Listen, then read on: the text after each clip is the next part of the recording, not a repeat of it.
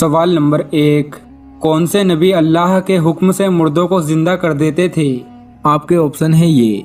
ए हज़रत मूसा अलैहिस्सलाम, बी हज़रत ईसा अलैहिस्सलाम, सी हज़रत इब्राहीम अलैहिस्सलाम, डी हज़रत सुलेमान अलैहिस्सलाम। आपका टाइम शुरू होता है अब।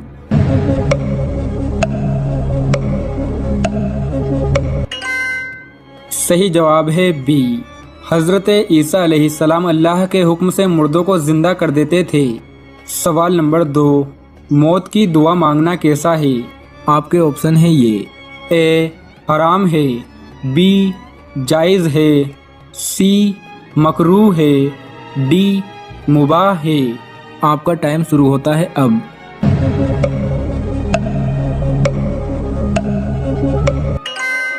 सही जवाब है ए, मौत की दुआ मांगना हराम है। सवाल नंबर 3, खाना कितनी उंगलियों से खाना सुन्नत है? आपके ऑप्शन है ये। ए 2, बी 3, सी 4, डी 5। आपका टाइम शुरू होता है अब।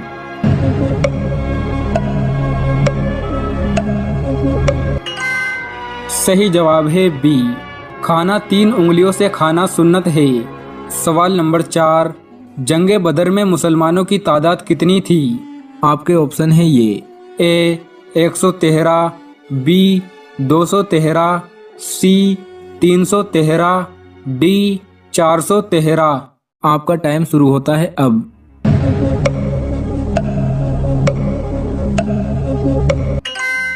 सही जवाब है सी, जंगे बदर में मुसलमानों की तादाद 313 थी। सवाल नंबर 5, हज़रत आदम अलैहिस्सलाम ने कितनी मरतबा पैदल हज किया था? आपके ऑप्शन है ये। ए 5 मरतबा, बी 7 मरतबा, सी 14 मरतबा, डी 20 मरतबा। आपका टाइम शुरू होता है अब।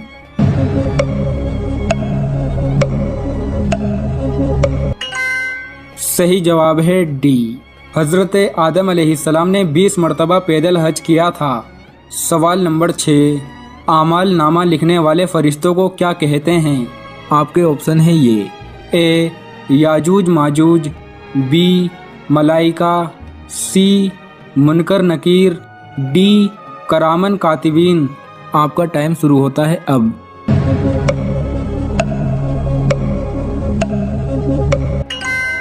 सही जवाब है डी, आमाल नामा लिखने वाले फरिश्तों को करामन कातिबीन कहते हैं।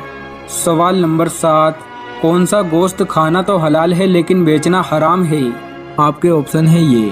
ए कबूतर का, बी खरगोश का, सी मुर्गे का, डी कुर्बानी का। आपका टाइम शुरू होता है अब।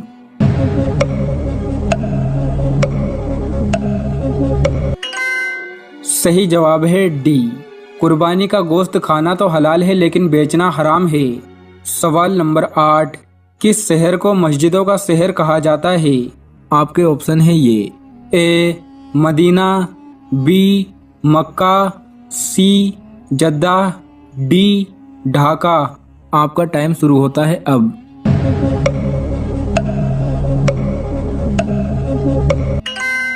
ढाका को मस्जिदों का शहर कहा जाता है। ये बांग्लादेश में मौजूद है। सवाल नंबर 9, हुजूर करीम सल्लल्लाहु ताला अलैहि वसल्लम ने आखिरी नमाज कौन सी पढ़ाई थी? आपके ऑप्शन है ये।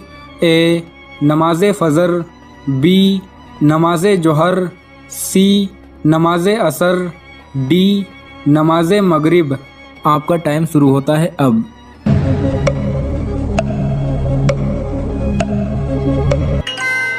सही जवाब है डी, हुजूर करीम सल्लल्लाहु ताला अलैहि वसल्लम ने आखिरी नमाज मगरिब पढ़ाई थी।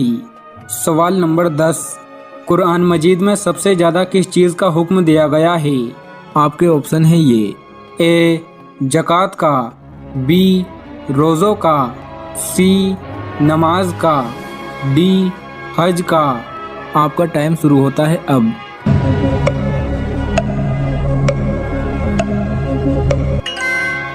सही जवाब है सी, कुरान मजीद में सबसे ज़्यादा नमाज का हुक्म दिया गया है। सवाल नंबर 11, कौन से नबी लोहे को हाथ से मोम की तरह नरम कर देते थे?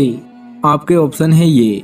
ए हज़रत इस्माइल अलैहिस्सलाम, बी हज़रत इसहाक अलैहिस्सलाम, सी हज़रत दाऊद अलैहिस्सलाम, डी हज़रत याकूब अलैहिस्सलाम।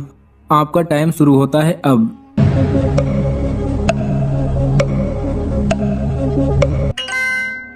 सही जवाब है सी, हज़रत दाऊद अलैहिस्सलाम हाथ में लोहे को मोम की तरह नरम कर देते थे। सवाल नंबर 12, अल्लाह को फारसी ज़बान में क्या कहा जाता है? आपके ऑप्शन है ये। ए रब, बी रहीम, सी खुदा, डी मालिक। आपका टाइम शुरू होता है अब।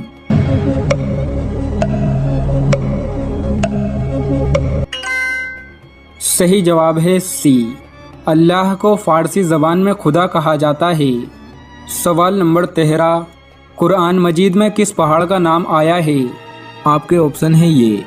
ए सऊर, बी याकूत, सी कोहे नूर, डी कोहे तूर। आपका टाइम शुरू होता है अब।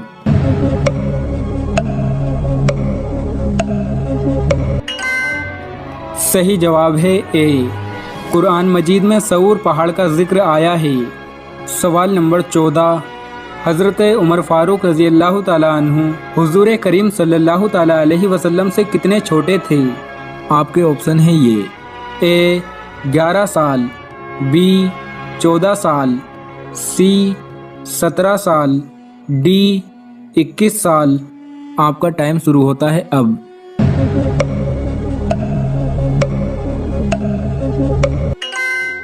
सही जवाब है बी, हज़रत उमर फारूक रज़ी अल्लाह ताला अन्हु हुज़ूर करीम सल्लल्लाहु ताला अलैहि वसल्लम से 14 साल छोटे थे। सवाल नंबर 15, जिस औरत का सोहर परदेश में रहता हो वो क्या करे?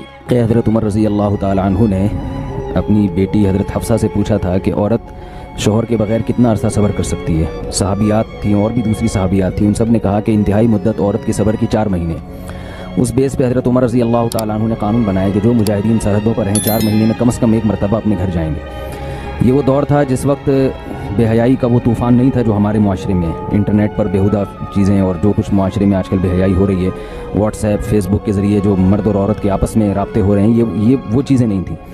तो इतना पाकीज़ा दौर था, खुलफाए राशिदीन की हुकूमत थी। तो उस पाकीज़ा दौर में भी ये कहा जा रहा है कि औरत 4 महीने से ज़्यादा शोहर की जुदाई बर्दाश्त नहीं कर सकती और उसको गुनाह में पड़ने का ख़तरा होता है। तो आज के दौर में ये कैसे कहा जाएगा कि साल 2-2 साल के लिए अपनी बीवी से दूर रहा जाए, जवान बीवी से, और जो है वो उसको उस पर शैतान जो है ना बिल्कुल दस्तरस हासिल नहीं करेगा। तो जायज़ तो है, साल के आप 10 साल भी रह सकते हैं बीवी की इजाज़त से, लेकिन ये चीज़ मुशाहिदे के भी ख़िलाफ़ है, जो आजकल लोगों के मुशाहिदों से जो चीज़ सामने आ रही है, और तक़वा के भी ख़िलाफ़ है। तो फसाद से बचने के लिए ज़रूरी है कि कम से कम 4 महीने में एक मरतबा अपने घर का ज़रूर चक्कर लगाया जाए, या अपने साथ अपनी ज़ौजा को लेकर जाएं। अगर आप यानी ऐसा नहीं करते तो किसी भी गुनाह में अगर आप पड़ गई, और सिर्फ औरत को ख़तरा नहीं है, मर्द को भी तो ख़तरा है ना, जो 1 साल अपनी बीवी के बगैर रह रहा है, तो वो कैसे अपनी ख्वाहिशात पर काबू पाता है। जहाँ तक जायज़ नाजायज़ का मसला है, वो तो है कि बीवी की इजाज़त के बगैर, अगर बीवी इजाज़त ना दे फिर 4 महीने आप उससे ज़्यादा दूर नहीं रह सकते। और अगर बीवी इजाज़त देती है लेकिन आपको गालिब गुमान है कि वो किसी बुराई में मुब्तला हो जाएगी, तो भी आपके लिए बाहर रहना जायज़ नहीं।